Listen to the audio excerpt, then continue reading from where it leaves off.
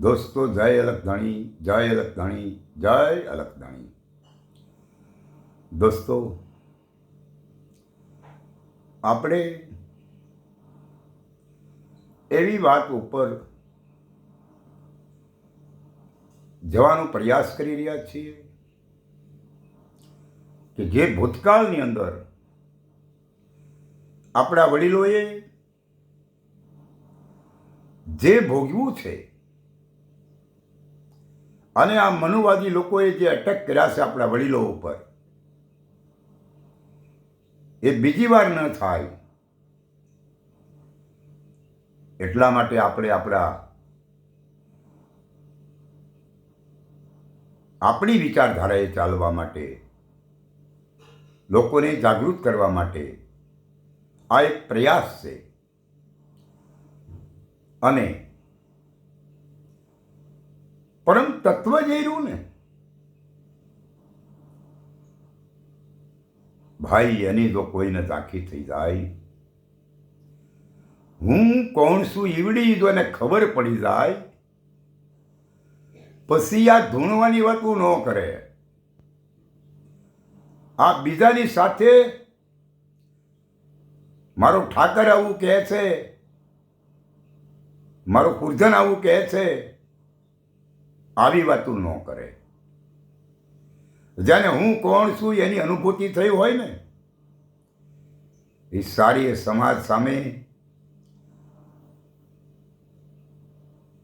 અમી દ્રષ્ટિથી જુએ અને એકતાનો ભાવ લઈ, કોઈને જુદાપણાના ભાવથી ન જુએ, કોઈને દાસત્વ ભાવથી પણ ન જુએ.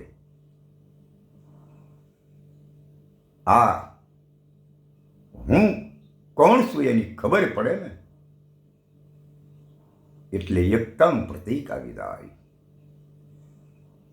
જ્યાં એને ખબર પડી જાય કે આ જગતના ચોકમાં કોઈ નથી, દેવ નથી, દેવી નથી, દેવતા નથી, વીર્યા નથી, પીર. જેને હું પદની ખબર પડે ને, એની રોનક બીજી હોય. એલા ભાઈ, તમે તો હજી મહારુદ્ર યજ્ઞ કરી રહ્યા છો,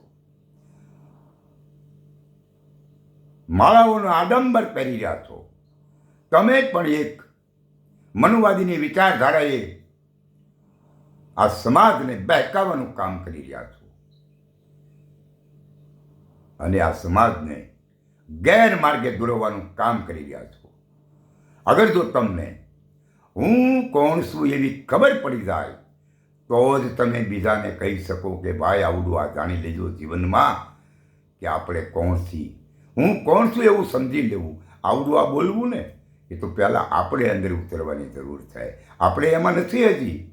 અને જો તમે હું કોણ છું એવું સમજી લીધું હોત ને, તો આ માળાનો દંડાટ જે રહ્યો ને, એ નીકળી ગયો હોત. આ ધૂણવાની પ્રક્રિયા જે રહી ને, એ તો તમારી વાત ઉપરથી દેખાય છે. તમે કહો છો કે એ બધું બંધ છે, પણ હજી જે પૂર્વેજના નામ ઉપર જે ચર્ચા ચાલે છે ને, એ રોંગ છે. જેને હું કોણ છું એની ખબર પડે ને, એ ક્યારેય બીજાને મત ન આપે. કારણ કે એ વ્યક્તિ ક્યારેય દેવ, દેવી, દેવતા, વીર, પીર, પેગમ્બરને મત ન આપે. કારણ કે હું કોણ છું એની અનુભૂતિ થાય ને, એની વાત કંઈક અલગ બને. ભાઈ, આપણી સમાજના મહાપુરુષો ક્યારેય કોઈએ જેને હું પદની ખબર પડી છે, જેને હું કોણ છું એની અનુભૂતિ થઈ છે, એની વાણીમાં ક્યાંય પણ એવો ઉલ્લેખ નથી કે કોઈ મૂર્તિ સત્ય છે, યા કોઈ આકારવાળો દેવ સાચો છે, આકારવાળી દેવી સાચી છે. આ બધી જ ભ્રમણા છે એવું દરેક મહાનુભાવોએ કીધું છે. એ ન ભૂલવું જોઈએ. અને આપ આવી વાતો કરો છો, એ સમાજને બહેકાવવાની વાત કહેવાય. માટે સમાજ સાથે એક, હું એવું નથી કહેતો કે તમે સહલ કરો છો, પણ ખરી હકીકત એવી છે. કારણ કે તમે કરો છો કંઈક અને વાત કંઈક કરી રહ્યા છો. આજે હું કોણ અને હરિ કોણની એકતા જેને થઈ જાય છે ને, એ ક્યારેય મનુવાદીની વાતમાં હાલતો નથી. પણ આપ તો મનુવાદીની વિચારધારાએ ચાલો છો અને વાત સંતનામતની કરો છો. એક બાજુ કહો છો કે મારો ઠાકર આવું કહે છે. વાહ! તો તમારો ઠાકર બોલે છે તમારા પૂર્વેજ બોલે છે એ નથી સમજાતું.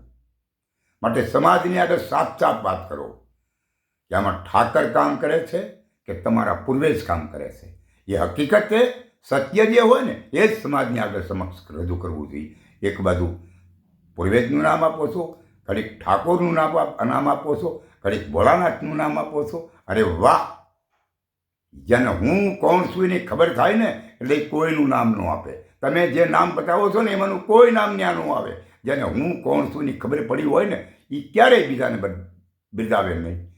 માટે આપણી પાસે હજી સમય છે સત્યને સમજી લેવું, સત્યનો અનુભવ કરી લેવો.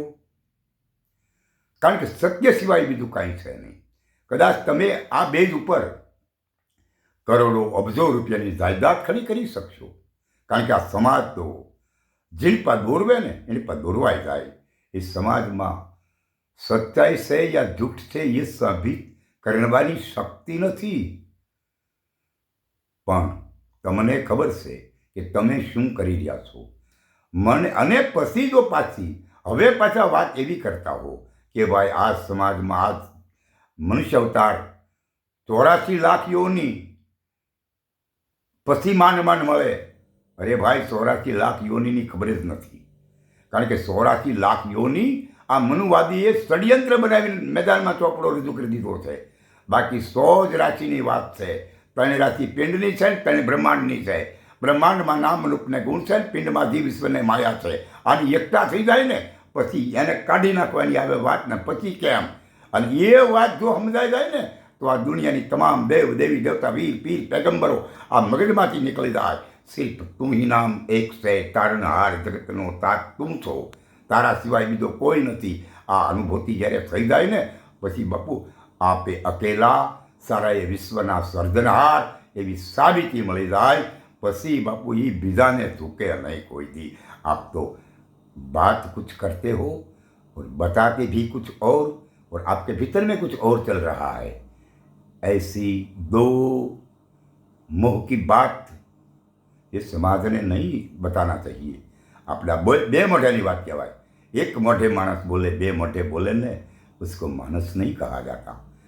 એટલે આપ જે બોલો છો ને એમાં પૂરેપૂરું ખ્યાલ રાખો કે સમાજને કઈ રીતે આપણે ડેમેજ કરીએ છીએ, સમાજને કઈ રીતે સંભાળીએ છીએ.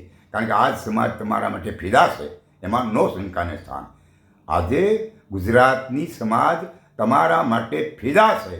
પરંતુ આજ તમે જે 3/9/2024નો વિડીયો જે સાંભળ્યો અને એમાં જે તમે શબ્દ બોલી રહ્યા છો, જે મહારુદ્ર યજ્ઞની અંદર